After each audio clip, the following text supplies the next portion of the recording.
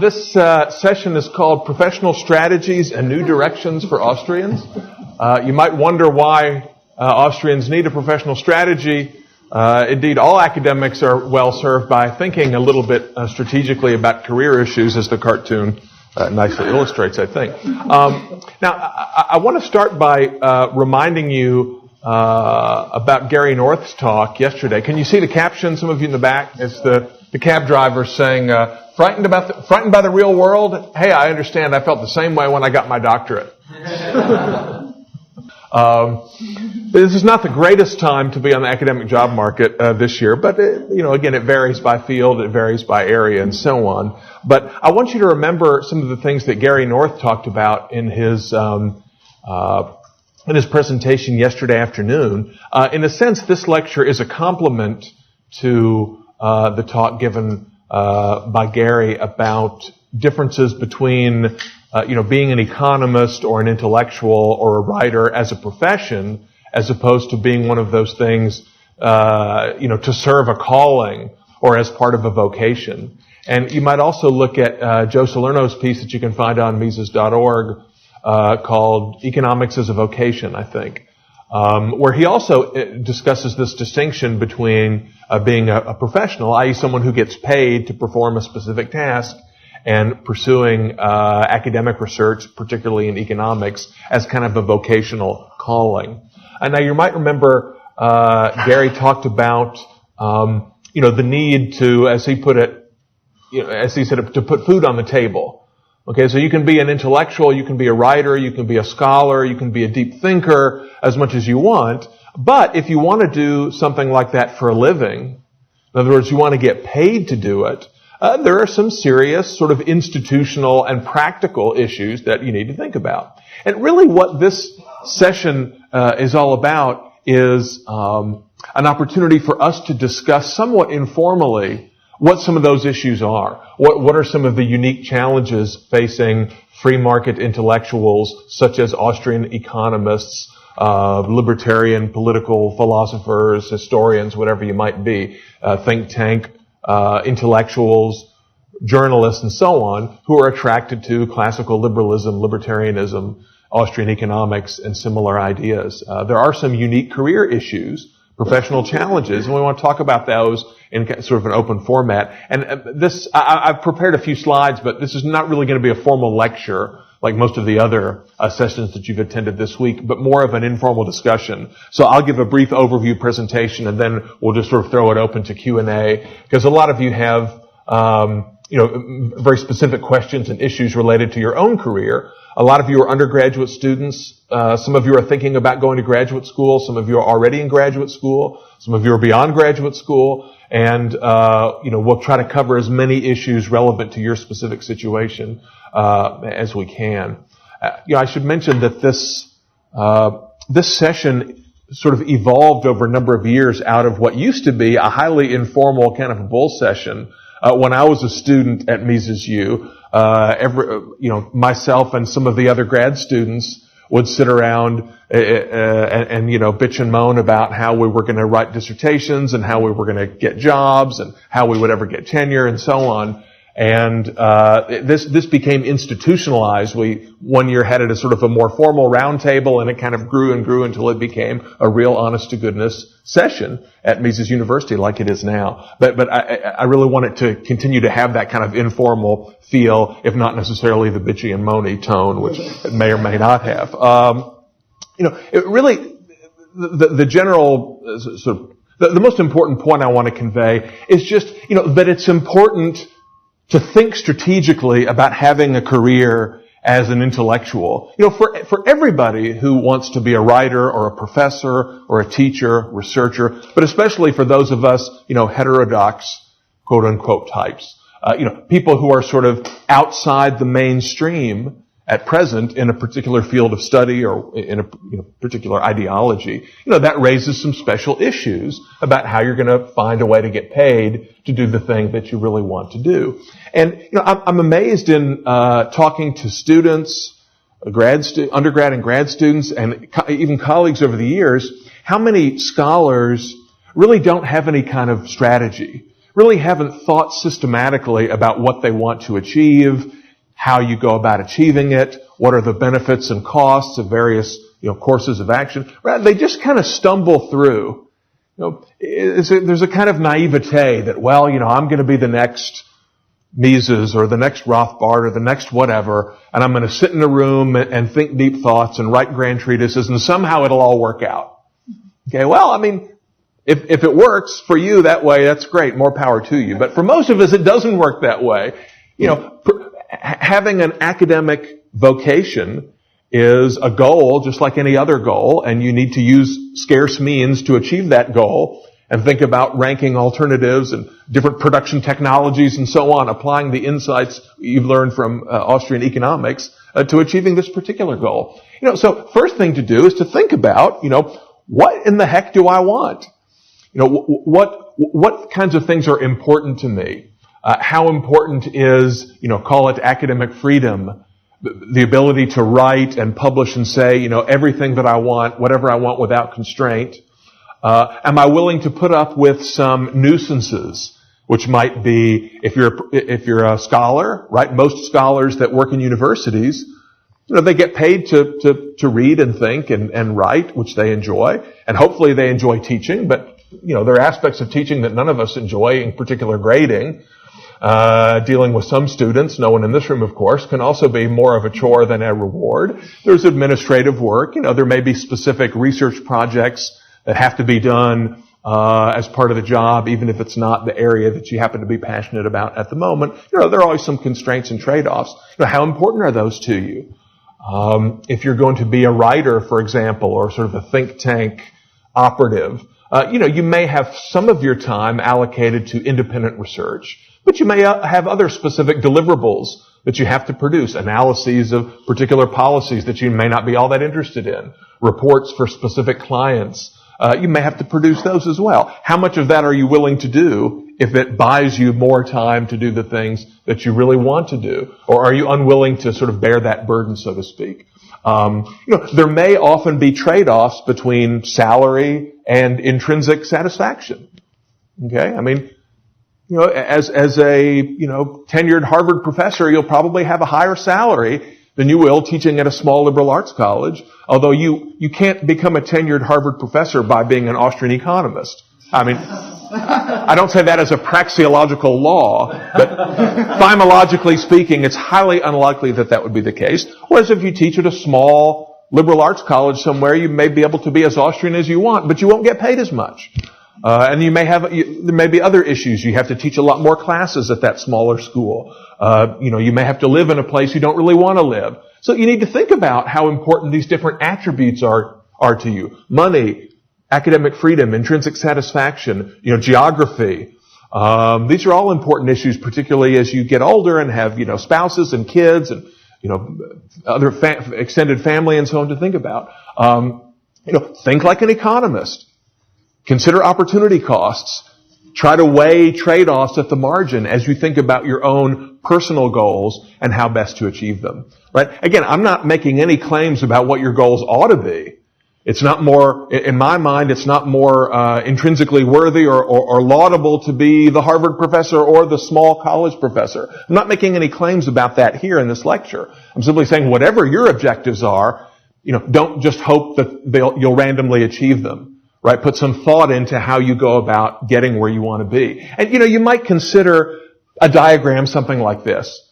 Okay, this is not terribly profound, but, for example, suppose that your objective is to be a tenured professor. Maybe it's economics, maybe it's some other field. Now, I realize not all of you want to go be professors. You may have other, similar academic or intellectual objectives that don't involve being a professor. That's fine. I'm just using this as an example. The same general framework would apply to any career choice. Okay, but suppose, for example, your goal is to be a tenured professor. Well, you don't just wake up one day and there you are, right? There's a series of steps that you have to go through, and these steps are pretty well established. Okay, so, before you can be a tenured professor at a university, you first have to be hired as an untenured professor at that university or some other university and sort of work your way up, earn tenure. So you think, okay, well, how do you get from being an untenured professor to a tenured professor?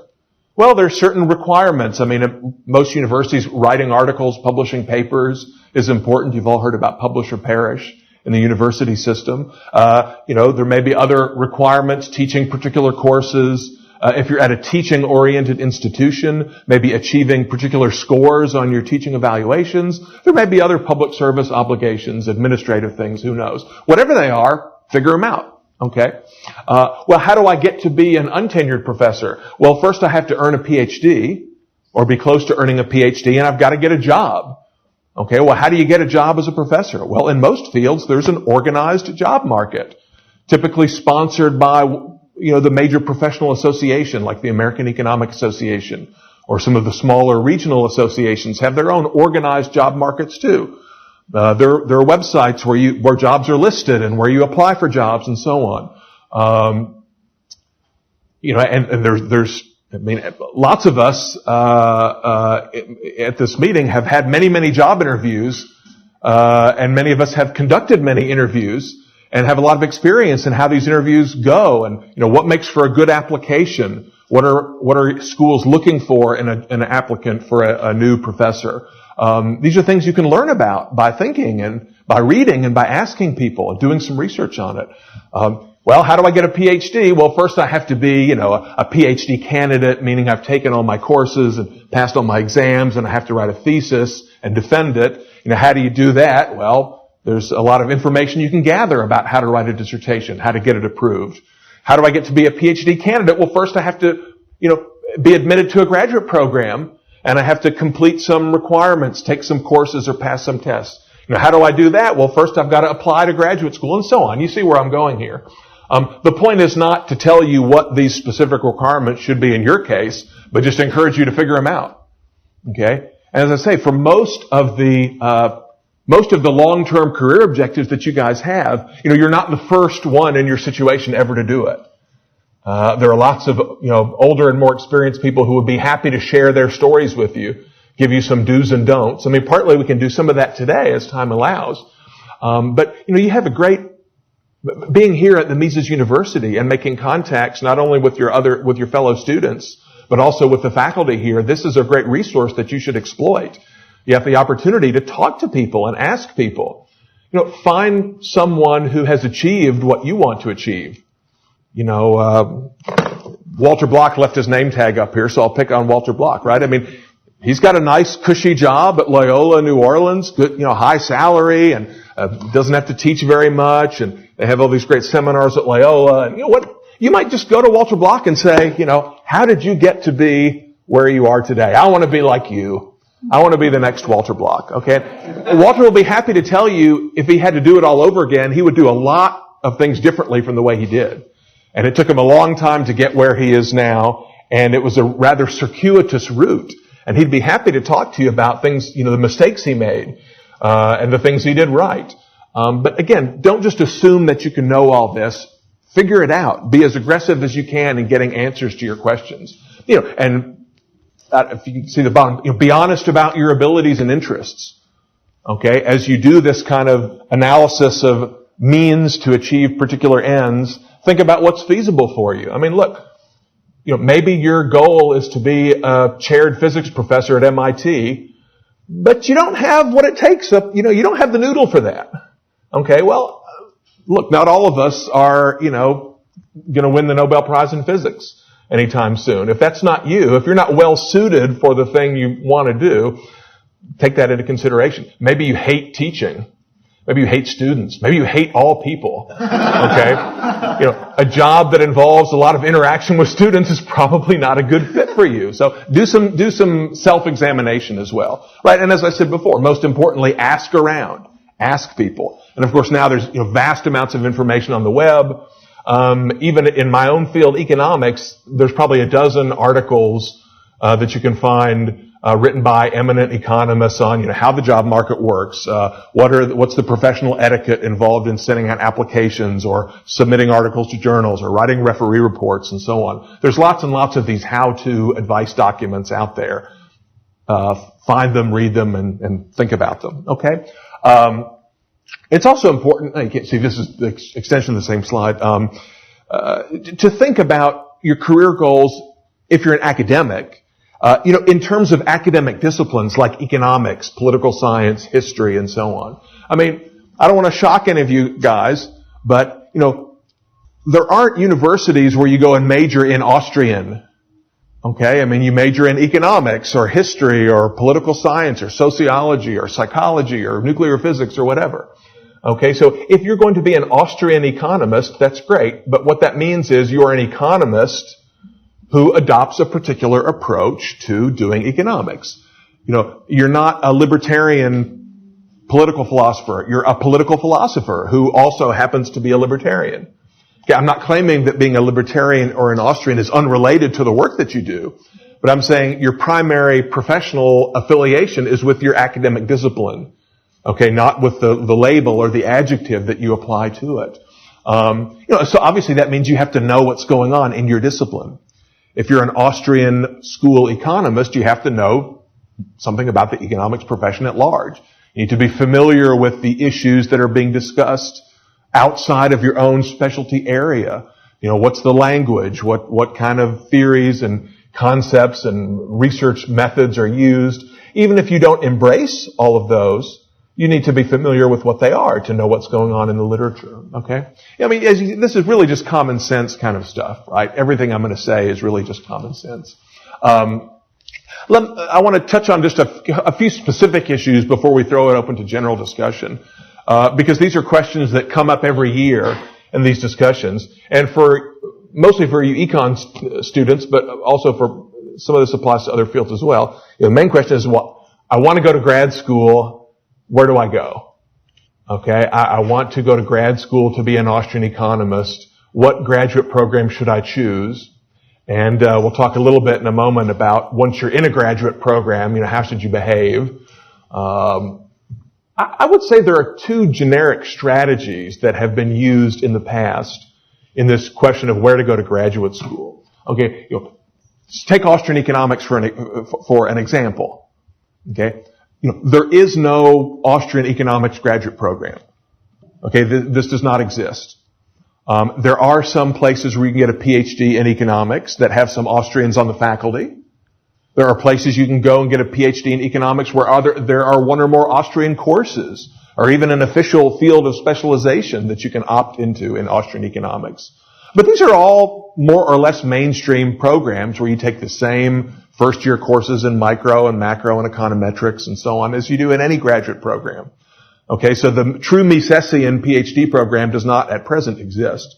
Now, I should mention most of what I'm talking about here refers to the U.S. model of graduate school, in which, PhD programs include formal coursework and exams and so on. There's also the European model, which is more of a thesis-only option, where there isn't a lot of coursework involved. And that's a slightly different case, which we can talk about, in the Q&A. For example, if you have a master's degree in economics, you could go to Guido Hulsmann's University of Angers, and you don't have to take any classes or deal with any professors other than Guido, basically. You just write a dissertation, and if it's approved by Guido and a few others, you get a PhD without going through all of the things that we're talking about here.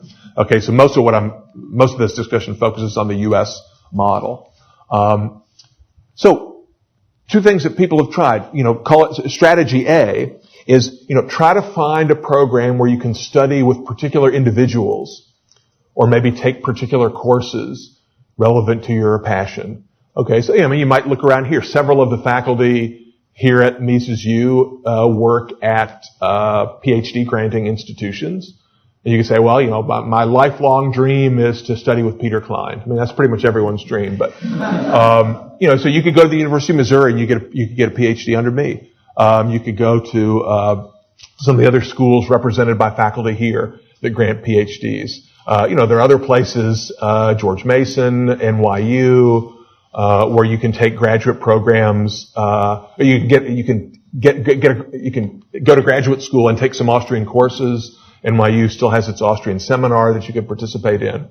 So you're not really going based on the school so much or the department, but on going to study with an individual or a particular group of individuals. That has many advantages, but there are some potential drawbacks as well. I mean, obvious advantage is you get to study with the person that you that you really like or whose work you greatly admire, and so on. You get to be trained by an expert in whose footsteps you want to follow. That's a good thing. Of course, as I mentioned before, if you go to the University of Missouri, you're not going to get an Austrian degree. You'll get Austrian content from me, but not from the other professors. Likewise, if you go to George Mason or NYU or any of these programs, most of your coursework and most of your research output will be, non-Austrian, if you want to call it that. There's also some potential job market implications, right? So, many of the people you want to study with might not be teaching at the most prestigious institution. Okay? And, critical factor about how the academic job market works is that it's all based on pedigree. Okay? It's like a dog show. Okay? You can't be a champion you can't win the first prize in what's the big dog show that's on TV all the time? Kensington something. Westminster, yeah, unless you're the offspring of previous award-winning dogs. People trace the dog lineage all the way back. It's just like that in academia, right? There's this general rule about, there's a pecking order, a ranking of universities and departments in most academic fields, and with very few exceptions, it's almost impossible to move up the pecking order. You can only move down.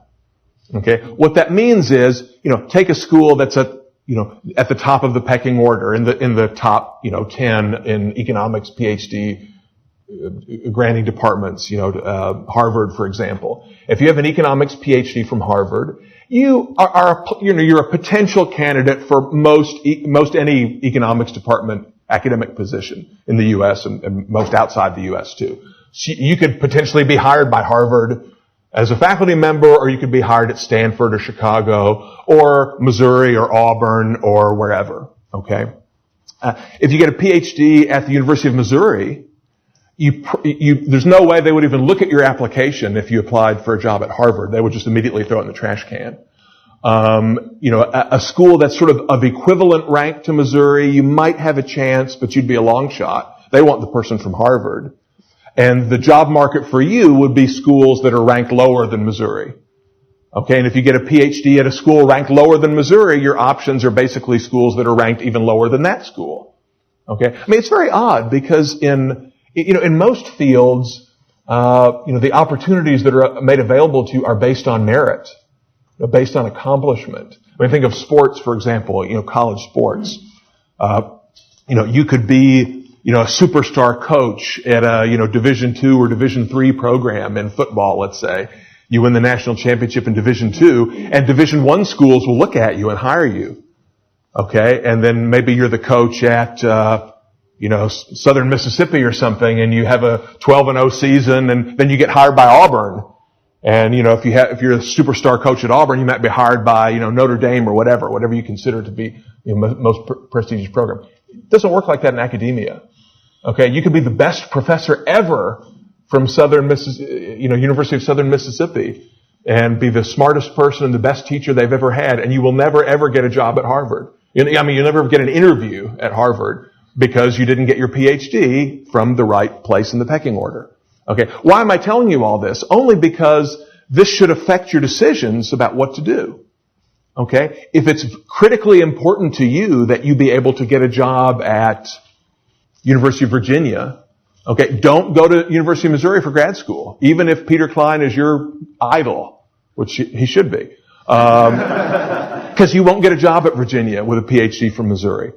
Okay, so that's a drawback of going to study with certain people. They may not be at the schools that are at the place in the pecking order for you to be able to achieve the career goals that are important to you. Now, on the other hand, some universities with Austrians on the faculty, have very good connections with smaller schools or lower ranked schools that may be very desirable to you.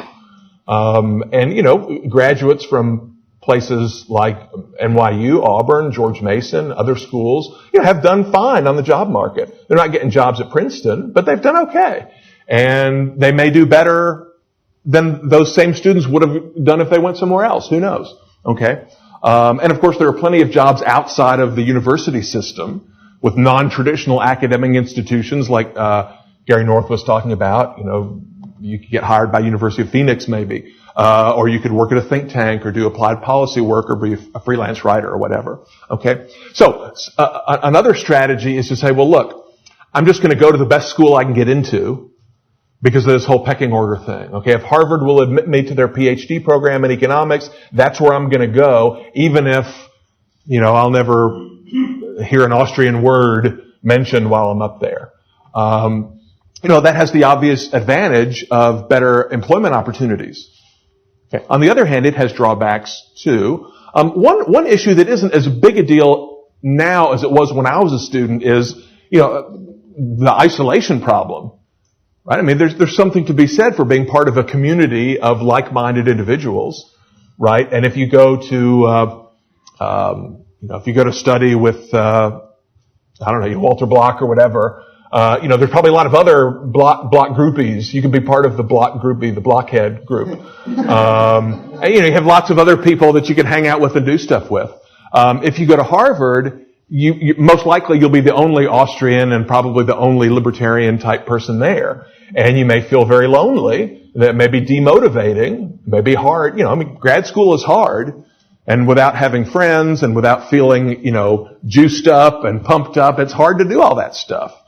Now, as I say, it's not as big of a problem now because there are, lots of virtual communities that you can be part of, through the web, through, social networking and so on. I mean, if you can get all the Mises Institute lectures streamed live, maybe it's not such a big deal that you're physically located somewhere else in a department that you don't particularly enjoy.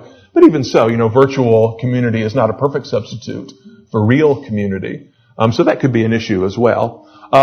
There's also what Murray Rothbard used to describe as the Superman problem. And the Superman problem goes something like this, right? Let's say that, your ultimate goal is to write, the follow-up to Human Action, okay? To write the next grand treatise is going to be Human Action, Man, Economy, and State, and your book, okay? But you realize you have to put food on the table, as Gary said, and so, you need to get a job and get some experience and have some money coming in and so on. So you say, well, I'm going to enroll at Harvard, and I'm going to sort of hide my Austrianism. I won't necessarily be deceptive about it. If somebody asks me, I'll tell them, but it'll be, don't ask, don't tell. I'll keep out of trouble. I'll take all the classes I'm supposed to take, pass all the exams. I'll write a good mainstream dissertation that will get me a job at a really good school, like UCLA or whatever. Okay, so once I finish that dissertation and get that job at UCLA, then I'll be an Austrian. Okay. Well, the problem is, you work really hard as a grad student, taking all those mainstream courses and passing the exams and writing that mainstream dissertation, going through the job market and getting that wonderful, highly coveted mainstream position at UCLA. But then you want to get tenure, right? So you've got to write some mainstream articles and get them published in mainstream journals to get tenure. You say, well, okay, I'll just be a mainstreamer a little bit longer. I'll be a closet Austrian for just a little bit longer until I get tenure. Then I'll come out of the closet.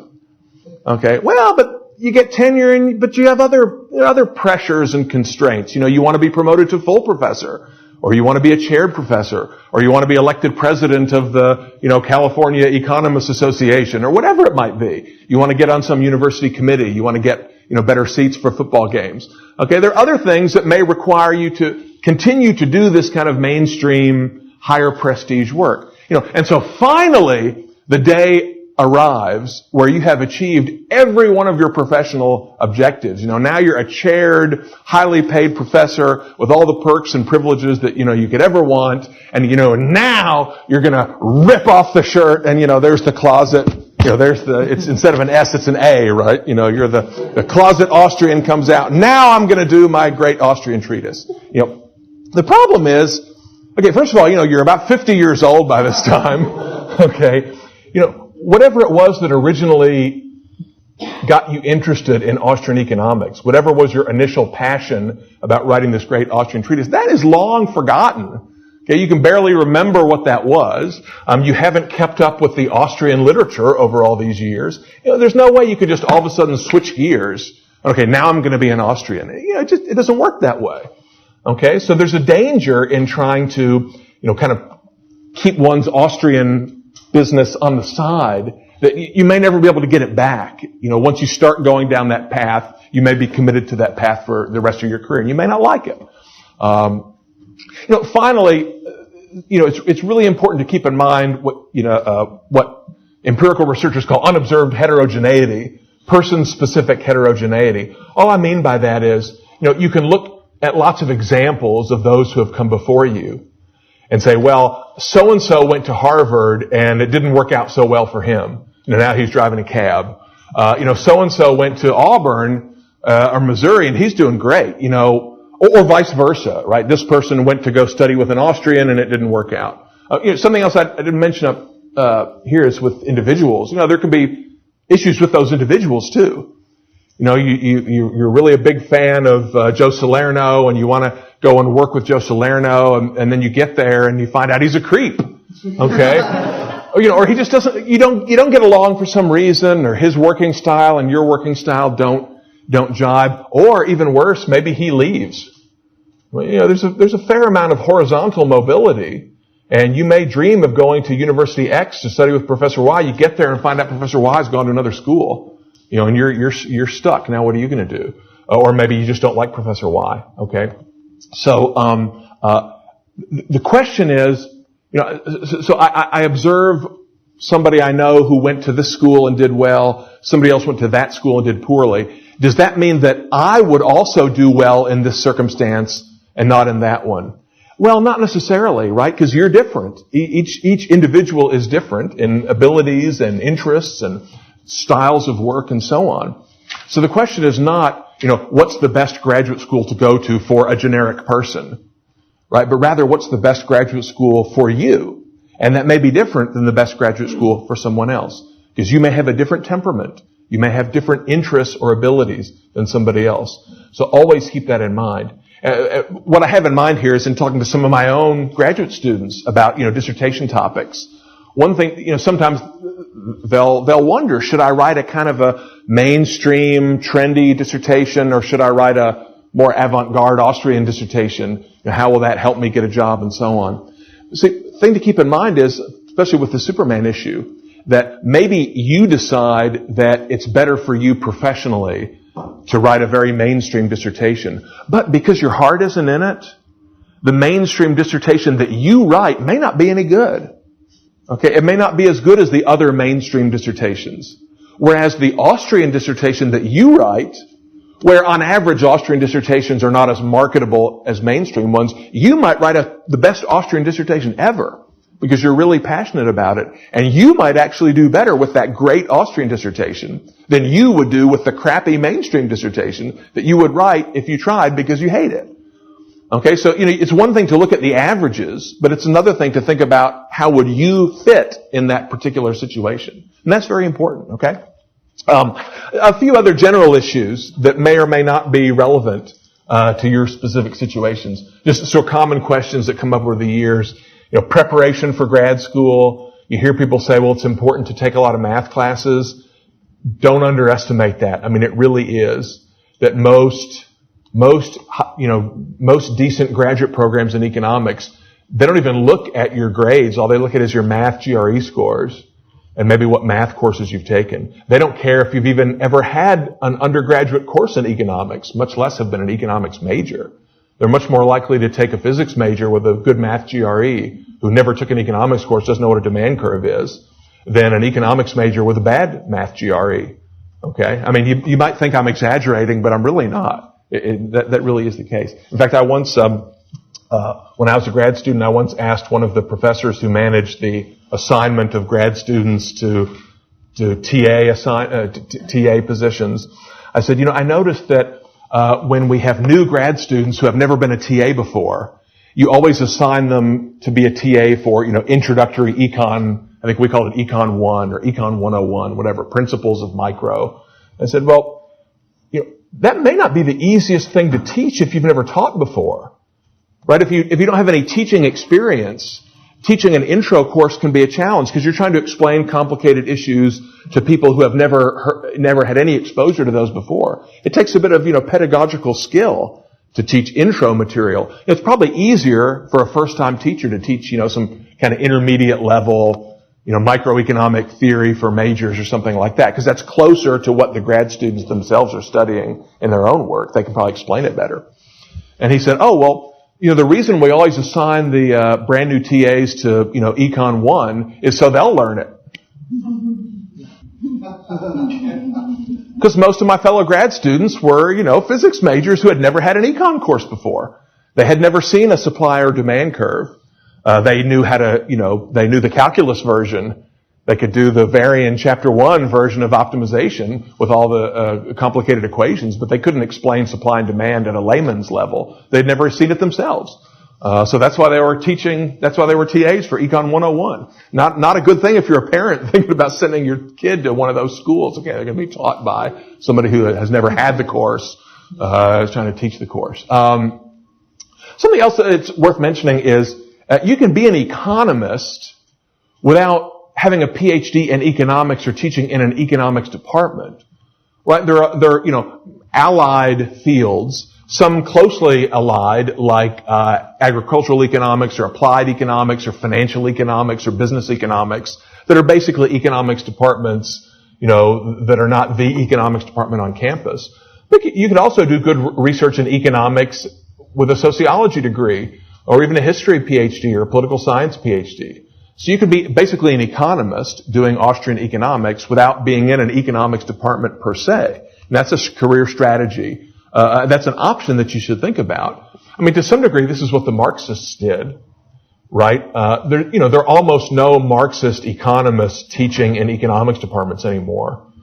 But there are lots of Marxists on campus, but, where are they? They're teaching law or literature or history, critical feminist studies and this sort of thing. So the Marxists realized that they weren't getting any traction in formal economics departments, so they moved out. Right? I mean, they're still doing Marxist economic analysis, but they're doing it in another department, in the English department or something. Maybe that's an option for Austrians as well. Maybe we could be doing Austrian economics, teaching management strategy, or teaching U.S. history, or teaching law. Lots of people around that you've met this week who are not in economics departments. You could say there's more economic analysis in Tom Woods' book, in many of Tom's books than in a lot of economics books. Tom's a historian who, when he was a professor, taught history. There's some practical things about dissertations and dissertation committees, which you don't have to go into a lot of detail about now. Just a few general points is, in academia is very trendy. I should say it's very faddish. It's extremely faddish. So, the hot topic of the day won't be the hot topic tomorrow.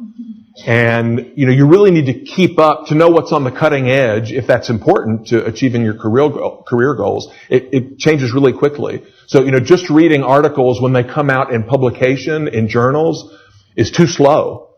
Because usually the publication lags are so long, a year, 2 years from when the article is initially submitted, that all the current cutting edge stuff is circulating in unpublished working papers. You can find it in working paper archives and by going to seminars and conferences where these issues are discussed. By the time the theory or the data set or whatever comes out in print, it's 2 or 3 years old. And, people have already moved on to the next big thing. Think of writing a dissertation as, a dissertation is not your life's work. It's not your magnum opus. It's something you have to do to get a degree. You might have heard your professors use, these cliches like, the best dissertation is a done dissertation. Okay. What they mean is, think of it as a bar, right? You have to write a good enough dissertation to pass the bar. But there's really not much value in being way above the bar. Okay. So don't delay and keep changing your topic and narrowing and refining because you want to make it more perfect. I mean, sometimes that's just a defense mechanism, right? That's some kind of psychological thing to get over writer's block. So, well, if I just read 16 more books, then I'll be ready to start writing. Okay, but then there's another 16 books you want to read after that. At some point, you just got to write.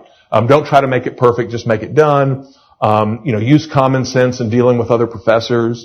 There are many Austrians over the years whose names I will not mention who have followed the sort of purist, obnoxious jerk model standing up in class and denouncing their neoclassical professor, for all his errors and all. I mean, that's just dumb, okay? Don't do that. It doesn't mean you have to hide your true beliefs, but, don't be obnoxious. The professor doesn't care what you think, okay? Most of the time. 55-year-old professor is not going to change his mind on some critical issue of economic theory because of what an undergraduate or even a graduate student says. He's just going to think you're annoying. Okay? It doesn't mean that professors aren't open. The good ones are open to discussion with you of all kinds of, all sorts of ideas, and they want to talk to you, but, don't think of it as a conversation among equals where you're going to persuade the professor to change his mind. That ain't going to happen. Okay, think of it as this is an opportunity for me, the student, to learn as much as I can from this professor, or I disagree. I might politely ask questions for clarification, and, where could one go to get an alternative perspective? But, you're not going to say, you are wrong, and, Mises says, blah, blah, blah. Don't bring human action to your econometrics class and hold it up and say, well, it says right here. I mean, that's just dumb. We can also talk a little bit about publications, too, because this requirements for publication differ widely, and there's different views on whether you should try to publish as a grad student or not. Let me stop here and just throw it open to questions on any subjects that we've talked about, or even things that we haven't explicitly gone over that you want more information on. I was just wondering if you dealt with the whole stuff and how you do it. Me personally? Yeah. Well, I mean, every situation is unique. My situation is a little bit different in that I was in a mainstream PhD program, but my advisor was a little bit more tolerant of eccentricity than some advisors would have. And I wrote what I would consider to be a fairly mainstream dissertation, but not, it was basically an empirical study of a particular period in U.S. economic history, business history. It wouldn't look weird to a mainstream economist. It just didn't deal with some of those issues, some of the, issues of greatest tension maybe between Austrians and neoclassicals. And likewise in most of my career, I've always taught at more or less mainstream institutions, but I've gotten along reasonably well with colleagues. And, again, who knows, if I were more mainstream, maybe I would have won the Nobel Prize by now. If I were less mainstream, I don't know, maybe I'd be some kind of famous guy too. I don't know. But like with Block, I think he's been somewhat open about some things. Yeah, although I think that's not, the call it the late unpleasantness that Professor Block has been involved with in a similar situation for Hans Hoppe. That's not necessarily related to the content of their academic research, but rather remarks they made in class that were considered politically incorrect or whatever. So I guess that's kind of a separate issue as to how to manage that. Sure. I don't know of any Austrian economist who has gotten in trouble with, the campus diversity task force because of their Austrianness. Because they believe in Austrian capital theory as opposed to, Keynesian macro or something. It kind of ties in though, just when like the Block did with the wage and like that value free and theirs is influenced. Yeah, but again, we're talking about a very small number of observations here. I don't know that we can generalize so much. Sure. There are a lot of people doing subjectivist labor economics who have not had those problems, and a lot of people who have also had those kind of problems who are not Austrians. So I don't know if the connection is all that tight. But it's a good thing to think about. Sure. Yes, please. I have a comment that's going to leave. Okay. The master's program at UMD is Austrian-based. Mm-hmm. So if you guys are looking for graduate studies, if you want to come to Detroit. Yeah, this is University of Detroit. UMD University has a master's. Can you comment on the difference between? Because sure. They say eventually there'll be a case fairly new. Yeah, this is a good question. Most of the discussion we've had so far has been focused on PhD education, because that's the entrance requirement to get a professorship at most places. Just a master's degree is usually not enough. Most places you have to have a PhD, the terminal degree in the field. But for master's programs, there are some. There's Detroit Mercy. Also, Grove City College does not yet, but will soon have a master's program. Within the next 2 years, I think, we'll start a master's program that, again, will be purely Austrian. So there are some options at the master's level that would not be there at the PhD level. Maybe someday there'll be PhDs as well. Grove City College and University of Detroit Mercy. Okay, so I guess the master's degree in economics is a little bit of a idiosyncratic thing in the following sense that it doesn't give you as much job market value as an MBA. If you want to be in business, if you want to be in management or in finance or something, in most cases an MBA is more valuable than a master's in economics. On the other hand, a master's in economics isn't enough to get a teaching job at most places. Now that's not, when I say most places, I mean most 4-year colleges and research universities. Now a lot of 2-year colleges will employ teachers with only a master's degree as their final degree. In some fields, like in the natural sciences, you have to get a master's first before you can get a PhD. In economics, that's not generally the case. In economics programs, you can typically start the PhD program with just a bachelor's degree. And sometimes they will issue master's degrees, but only, basically for people who flunk out. If they've gotten through the first year courses, but then they can't make it past that, sometimes they'll give you a master's degree as kind of a consolation prize. So that's not the kind of master's you want. You want one like Detroit Mercy or Grove City that really is a master's degree that's designed to be either a first step towards later going on to get a more advanced degree. The problem is if you go to most mainstream econ programs, having a master's doesn't exempt you from taking any courses or exams that the students who don't have a master's take. So, I mean, it may be good for you in the sense of, it may be good for your own academic development, and you may do better in a PhD program than you would have done if you didn't have that master's. But it won't necessarily on paper give you any advantage. Okay? Here and here, please. Yeah, so none of this applies to you. Some of it does. Graduate students? In economics, I don't have the exact numbers, but yeah, I mean, there really aren't that many students getting a master's in economics.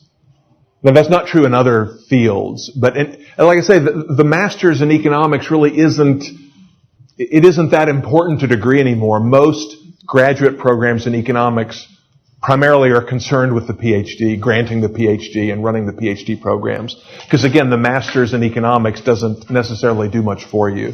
I think it's different in Europe because so for example, to get a PhD at most European institutions, this is for people in economics. This is for people who already have a master's and have taken all had the master's level training. All they lack is a doctoral thesis, which you then add to the master's training to get the PhD. In the U.S., it really isn't like that. Even if you already have a master's, you still have to take 2.5 years of coursework and pass exams before you can even start writing a dissertation. But, again, talk to Guido Hulsmann, talk to some of the graduate students, the summer fellows who are from European institutions, and they can give you more accurate, more reliable information on the European situation. Yes, please. Okay, so what if you, like that, would a master's, didn't want to do a PhD, right, and you'd rather do a master's? Right. Would that still Yeah, I mean, it might, but the only way I can answer that question is by thinking about people I know who have those type of positions. Yeah. And a lot of them have bachelor's degrees from good schools, but did not go to grad school of any kind. But, again, the generic answer is pick some positions that you're interested in and look at the resumes or the CVs of the people who currently have those and find out what kind of training they have. Again, in some fields in political science and history, many of them may have MAs, but I would guess most of them who were economics students probably don't have a master's in econ. But again, this is a thing to just do some research on. Yes, please. I have two questions. Firstly, how important is publishing? Like, while you're a grad student, and which journals? Like, does it count? Like, right. Secondly, is it publish or perish in every university, or like if you choose like a smaller, where there's a higher teaching load, do you get to do more of what you want to do on this side? Okay, so the first question is, how important is it for grad students to publish? Second question is, how important is publication in general for getting hired and getting tenure and so on? Let me answer the second question first. for research-oriented universities, the University of Alabama or the University of California or whatever, then I think the publish-or-perish model really does hold. Some places even have, formal requirements. You have to have X number of articles in this set of journals, and they count them. Some schools even have a point system. So, journals in this category count 5 points each. Journals in this category, 4 points each. And you have to have, 25 points to get tenure. Some places literally count in that way. Most places are not quite that rigid, but for all research-oriented universities, publication is typically the main thing they look at. Teaching, as long as you're a good enough teacher not to cause problems, you'll be fine. But being an outstanding teacher doesn't give you any benefit in terms of being promoted and so on. Now, that's not true at liberal arts colleges. There's a wide variation. But at a lot of really good, even prestigious liberal arts colleges, the quality of your teaching is the most important thing. And if you publish 1 or 2 articles in 6 years, that's great, but that sort of gravy is not even required. So it varies a lot from type of school to type of school. Now, with that in mind, as a grad student, if you're shooting for a research-oriented university where publications will be the main things, behind your advancement, then how important is it to publish when you're a grad student? I have to say there's 2 different opinions on this. If you talk to different people, you get different answers. Some argue that publishing as a grad student helps you on the job market.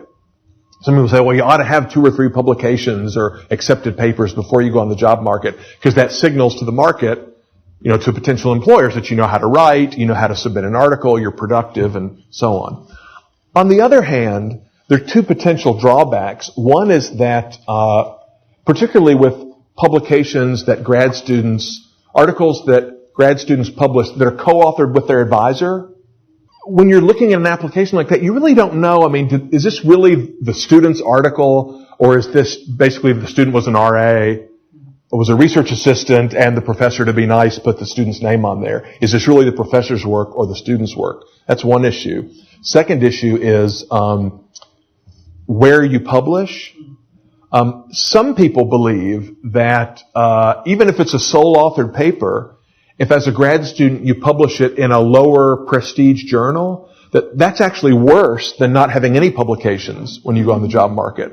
The reason is because some people on the job market will take that as a signal that this is the kind of article you write. These are the kind of journals you will be aiming for, and we don't like those journals. We just want the good journals. And so, telling the interviewers that, well, I have these 3 working papers, and this one is under review at the American Economic Review, and this one is under review at the American Journal of Political Science, where they will almost surely be rejected, is better than having them published in a lower tier journal. This thing on co-authoring can be tricky too. I've even seen some cases where assistant professors who are going up for promotion to associate and tenure have been rejected because even though they have a lot of publications, a lot of them are co-authored with their former dissertation chair. People think, well, this person can't really do it on his or her own. This person's still riding on the back of the famous professor that chaired the dissertation. So, showing that you are your own person, so to speak, is important too. Okay? Yes, please. How about those people who have other jobs or want to have other jobs than they also want to be more than just affecting the Austrian goal? Is any alternative? Somebody would like to do some side work to help the Austrian school, but doesn't want to be full-time economics. What are the options? Do you mean someone who is not a full-time professor of any kind, or do you mean someone who's a professor in a field other than economics? I myself, because I know what I Klein science. But okay. But I want to promote the Austrian school just because I like the idea. Right. I see what you mean. So I don't really need to talk to my friend that I want to help them study. Yes. Okay. So let me put it this way. Can you make contributions to the science, or can you help promote the study of Austrian economics as either a professor in the natural sciences, a physics professor or a math professor or a history professor, right? Or maybe someone who's not a professor at all, but someone who's an engineer or a lawyer or a business person, but likes, does independent research or scholarship on the side. In either of those cases, is it possible to make a contribution in the field and to help the spread of Austrian ideas? Well, certainly it is, but we have many examples of people who made advances in the science from the outside. In a sense, Mises was not a full-time professor, right? He was clearly an academic economist in the broad sense, but he was he was employed by the Vienna Chamber of Commerce, writing, theory of money and credit and socialism. That was nights and weekends, right? His day job was doing very mundane, day-to-day administrative tasks associated with the Viennese economy. Even Murray Rothbard was not a professor in the early parts of his career. He was kind of a think tank analyst, working for something called the William Volcker Fund. Now, it's true that his job mostly involved reading books and reviewing them, but he wasn't a professor. There are lots of other people, like Bert Blumert or Gary North, who are not professional scholars at all, but who do a lot of writing and provide support and so on for people who are doing research in Austrian economics. That's one. So obviously one can do that. On the other hand, there are some challenges. Namely that, like I said before, academia being very, faddish and this whole emphasis on pedigree, it's also kind of exclusivist. There's a clubby aspect to it as well, right? And people who are outside the club have a harder time getting a hearing. So, someone who is an academic, a professor, has a PhD, but not in economics, might be able to get articles published in the mainstream economics journals, but it would be a little harder. Someone who's not an academic at all, but an independent scholar, maybe doesn't have a PhD, or maybe has a PhD but works as a consultant or, a software engineer or whatever. That person is going to have a hard time, getting invited to the appropriate conferences and getting papers past the screening process at the appropriate journals, because there's a lot of snobbery. Even though that person may be very accomplished in his or her field, the relatively less accomplished econ guy is going to say, well, this is not a real they're not a real economist. I'm not going to read their thing. Now, within our camp, I think there's a lot less of that snobbery. We're a smaller movement and, an upstart in a sense, even though we have a long and prestigious history. And, Austrian journals are less likely to reject a submission simply because the author doesn't have the right credentials. I won't say that never happens, but that's much rarer in the Austrian journals than it is in the mainstream journals. So there are some challenges, but I think there's some good ways to do it. Yes, please. Undergrad, trying to get into grad school, avoid econ altogether, Well, no, I wouldn't say that. All I meant to say is for many graduate programs in economics, the fact that you were an econ major, the number of econ courses you took, may not help you that much in terms of getting admitted. On the other hand, you might do a heck of a lot better in your grad courses having had that undergrad experience. So, probably, if I were advising you, I would say, no, go ahead and be an econ major, but make sure that you've taken the necessary math courses on the side in addition, way beyond whatever is the minimum math requirement at your college or university. And, be sure that you do really well on the math part of the GRE. But no, being an econ student certainly wouldn't hurt you in application, and it would probably help you in practice, but it wouldn't impress the admissions committee necessarily. Okay. Yeah. I think so, but I'm less qualified to answer that because I don't know that field as well. Ask Tom Woods what's required to get admitted to a good PhD program in history and to get out. I don't think being a history major would be critical, but I shouldn't say because I've never sat on one of those admissions committees. Somebody who hasn't asked a question yet. Two questions. One, do you think Austrian grad students have a fellowship, summer fellow program, can have an advantage in the grad schools, and also in austro-libertarian? What's the value of going to academia, and what? Well, the first question is easy to answer. I think absolutely if you just ask the summer fellows, I think they'll tell you that they've benefited a lot in a number of ways. Some formally, in the sense that a lot of them have settled on their dissertation topics or really written a good part of their dissertation proposals or whatever while they're here. Now, that isn't to say that they couldn't, in principle, have done that elsewhere. But there's something about being here, being surrounded by people who think like you and who have similar, there's some esprit de corps. You get fired up. It's a lot of fun. You be in a, you're in a place like this. You're looking at these names on the wall. You're looking at the books on display downstairs. You're inspired. Okay? I mean, the poster that has the pictures from the Austrian t-shirts on it. I got one of those, put it in my office at work because I felt like I wouldn't goof off as much with these guys staring down at me, I wouldn't spend as much time on Facebook or whatever with, Mises looking down on me. There's something about being here that inspires you. Now, your second question, we're out of time anyway, but how much good can you do? Well, ultimately, the progress of the Austrian tradition is dependent on the efforts of scholars.